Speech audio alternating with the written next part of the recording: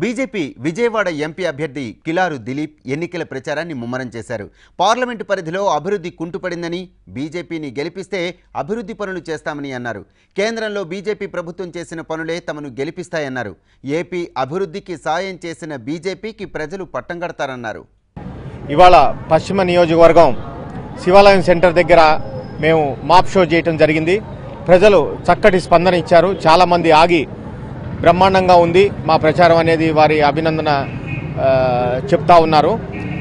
ఇవాళ మేము చేసే ప్రచారానికి ప్రజలందరూ ఆకర్షితమై మేము నరేంద్ర మోడీ గారు ఈ దేశానికి ఎందుకు అవసరం, ఆయన మన రాష్ట్రానికి ఏం చేశారు, అట్లానే మన దేశానికి స్వచ్ఛ భారత్ దగ్గర నుంచి తీసుకుని నిన్న మొన్నటి దాకా ఎకనామికలీ బ్యాక్వర్డ్ కమ్యూనిటీస్కి ఇచ్చిన 10% దాకా మేము అందరికీ చెప్తున్న విషయాలు చక్కగా దాని స్పందన ఇస్తూ ఇన్కమ్ ట్యాక్స్ డబల్ చేయటం విషయమే కానివ్వండి, అట్లానే మనకి ఇచ్చిన రైల్వే ప్రాజెక్ట్సే కానివ్వండి, రోడ్సే కానివ్వండి, మనకున్న 2 ఫ్లైఓవర్లు ఇవాళ బెజవాడ దాకా వస్తే ఈ విధంగా చూస్తే ప్రతి ఒక్క అంశము కూడా వారు చక్కటి స్పందన ఇస్తున్నారు. 30 ఇన్స్టిట్యూషన్స్ మేము ఏదైతే మొదటి ఏడాది మేము శాంక్షన్ చేశామో 2014 ముందు ఏదైతే 2 ఇన్స్టిట్యూషన్లు మాత్రమే 13 జిల్లాలకు ఉన్నాయి, అటువంటి విషయాలన్నీ కూడా వారు గ్రహించి ఒక ఫ్లైఓవర్ కూడా కంప్లీట్ చేయలేకపోతే చంద్రబాబు నాయుడు గారు ఒక వరల్డ్ క్లాస్ క్యాపిటల్ ఏ విధంగా కట్టగలుగుతారనేది ఆయన మీద డౌట్స్ కూడా ప్రజలు ఎక్స్ప్రెస్ చేస్తూ ఉన్నారు. ఈ విధంగా జరిగే అంశాలు మీరు చూసినట్టయితే ఈ గత ఏడాది నుంచి కూడా ఇక్కడి నుంచి ఎలక్ట్ అయిన ఒక సీఎం, ఇక్కడి నుంచి ఎలక్ట్ అయిన ఒక ఎంపీని సీఎం గారు ఏ విధంగా అయితే పార్లమెంట్ ఎదురుగా పెట్టి స్ట్రైక్ ప్లే కార్డు పట్టుకుని స్ట్రైక్ చేస్తున్నారో అవన్నీ ప్రజలు గమనిస్తున్నారు. అందుకని అటువంటి వారికి ఓటేస్తే ఖచ్చితంగా ఓటు వ్యర్థం అయిపోతుంది. అదే నాకు ఓటేస్తే అది స్ట్రైట్గా నరేంద్ర మోడీ గారికి పడుతుందని, చంద్రబాబు నాయుడు గారికి ఓటేస్తే అది వెళ్ళి రాహుల్ బాబాని పీఎం చేయడానికి మాత్రమే వాడుకుంటారనేది, అటువంటి వ్యర్థం కాకుండా ఉండాలి ఓటు అనేది వారికి ఖచ్చితంగా అర్థం చేసుకుంటున్నారు. ఎందుకంటే రాహుల్ గాంధీకి ఎదురుగా ఏదైతే నరేంద్ర మోడీ గారు ఒక దేశభక్తుడు, ప్రేమ అనురాగాలతో ఉన్న ఒక ప్రధానమంత్రి గారు రావడానికి ఎంత ఇష్టపడుతున్నారు ప్రజలు అనేది స్పష్టంగా వాళ్ళు మాకు తెలియజేస్తున్నారు. ఇయే కాకుండా చంద్రబాబు నాయుడు గారు గత ఏడాది నుంచి లోపాయకారం అంట మా ముగ్గురికి రంగు కడతా ఇవాళ ఆయనే ఒక లోపాయకార ఒప్పందం పెట్టుకుని 2 సామాజిక వర్గాలని కూడా మోసం చేసింది మన కళ్ళెదురుగానే ఉంది. ఇవాళ కూడా ఇన్కమ్ ట్యాక్స్ రైడ్లు ఏవైతే జరిగినాయో అవి కూడా ఏదో ఒక పెద్ద దాడి అన్నట్టు ఆయన మీద, లేకపోతే తప్పు చేసే వారి మీద ఐటీ దాడులు తప్పవు.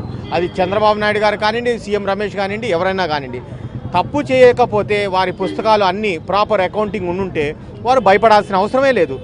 ఎందుకు అంత ఇష్యూ చేస్తున్నారో నాకు భలే ఆశ్చర్యంగా ఉంది.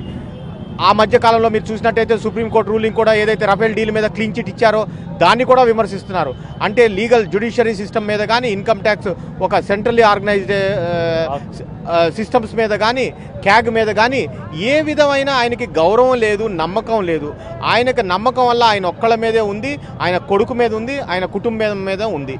ఈ విధంగా చూస్తే మీరు ఆయన చేసిన ఆరోపణలు ఏదైతే 2014లో జనాలు నమ్మి ఆయనకు ఓటేశారో, జగన్ 1,00,000 కోట్లు సంపాదించారని, నిన్న మొన్నటి దాకా కూడా ఆయన చూస్తే కేసీఆర్ను ఉద్దేశించి 500 కోట్లు నువ్వు నాకు ఇచ్చే బిచ్చం ఏంటి, 1,00,000 కోట్లు నా ఆస్తి అని చెప్పారు ఆయన. ఈ విధంగా ఇద్దరు 2 లక్షల కోట్లు ప్రజలు గమనిస్తున్నారు. అందుకని ఇటువంటి అవినీతి పరుల్ని మళ్ళీ తీసుకొస్తే ఖచ్చితంగా ఇంకొక 2 లక్షల కోట్లు కొట్టేయడానికి అవుతుంది. కానీ ప్రజాధనం దుర్వినియోగం చేయకుండా ఒక కరప్షన్స్ తక్కువగా పెడతానికి వాడుకోరు అనేది అందరికీ స్పష్టమైపోయింది.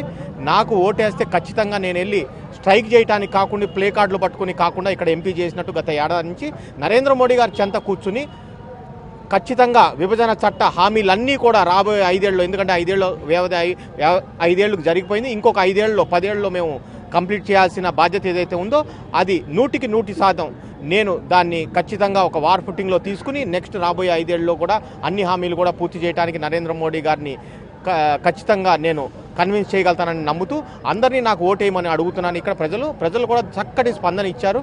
ఖచ్చితంగా విజయవాడలో నా జెండా కమలం జెండా పాతానని చెప్పి ఖచ్చితంగా నా నమ్మకంతో ఇవాళ నేను ప్రజలతో చర్చించిన విషయంలో అందరూ కూడా నాతో ఉన్నారని చెప్పి వారు హామీ ఇచ్చారు నాకు.